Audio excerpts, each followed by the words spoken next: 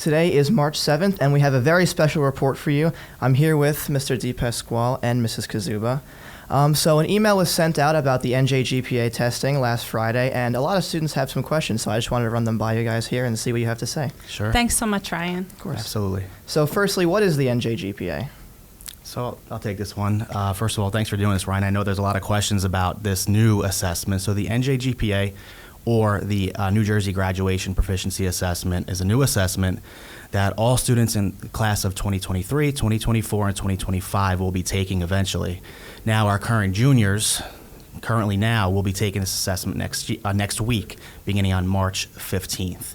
Everything's very similar to the NJSLA as far as the platform and the setup goes as well. All right. How is this year different from previous years?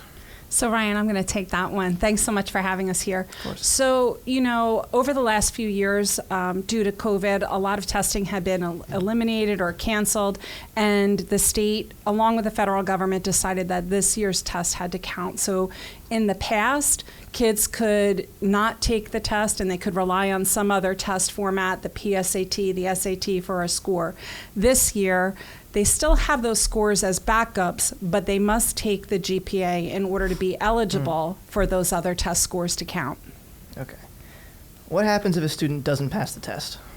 It's a great question. Mrs. Kaszuba alluded a little bit to these details, but if a student does not pass this assessment, there are alternate ways to meet the graduation requirement. However, I do want to stress, passing this test next week, as soon as possible, is the best way to go. Yeah. So if you do take the test and you don't pass, there are other ways, again, you can meet your graduation requirement. We will be giving this assessment again in the summer and then again in the fall.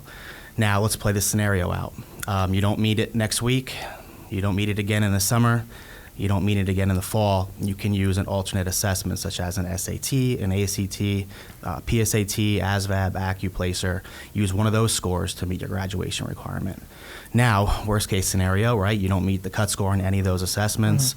You don't meet your cut score on the NJGPA. You will have to take a class as a senior called the portfolio class and go through that portfolio appeals process, which will then take place of an elective. All right. And if you don't mind if I interrupt, I just want to emphasize that your teachers, juniors, your teachers over the last several years have prepared you to be successful on this test. So I believe when you go in there, you are going to be successful. And I need you to believe that too. Your teachers have prepared you. You have prepared yourselves. You are going to do just fine on this test.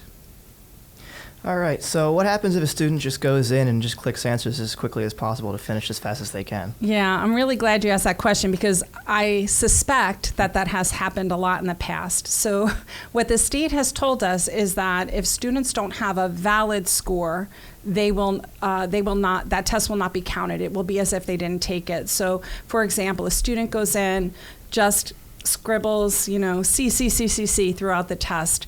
Their metrics will know that, and your test will be invalidated, and it will be as though you never took the test. Therefore, you must do the test in the summer or in the fall or pass one of those alternates, but you can't pass an alternate unless you've actually attempted the test. Okay. So just my recommendation to everyone is just do your best. All right. You mentioned it a little bit before, but when will the test be given? So all juniors will be taking this test next week, beginning on March 15th. So March 15th and 16th will be the math portion. March 17th and 18th will be the ELA portion. And then anybody that's absent or missed a section or missed a unit will be doing makeups the following week. All right. And how long does the assessment take? So it's about 90 minutes for each unit. There's 2 units of math, and 2 units of ELA, so 90 minutes each. All right. That's all the questions I've got for you guys today. Thank you for coming on. I want to thank you, but is it okay if I say one more thing? Sure, yeah. So the Mr. DePasquale laid out this schedule. I want everyone to understand that we have delayed openings next Tuesday through Friday, and that's so that we can give the juniors the best possible, most secure testing environment. There are no distractions. There will be no bells. It's just them in the building to put their attention on the test and do the best that they can. And then all the rest of the students will be coming in at 9:25. So make sure you're here on time. And that's it. I just want to thank you again. Yeah, if any other questions come up, please let us know. I want to tell everybody out there, if you have questions, let either Mr. DePasquale or me know, and we'd be happy to answer those. All right. Thank you guys Absolutely. for coming on. Thanks, Ryan. Thanks, Appreciate Ryan. it. See you guys Appreciate later. it. Take care.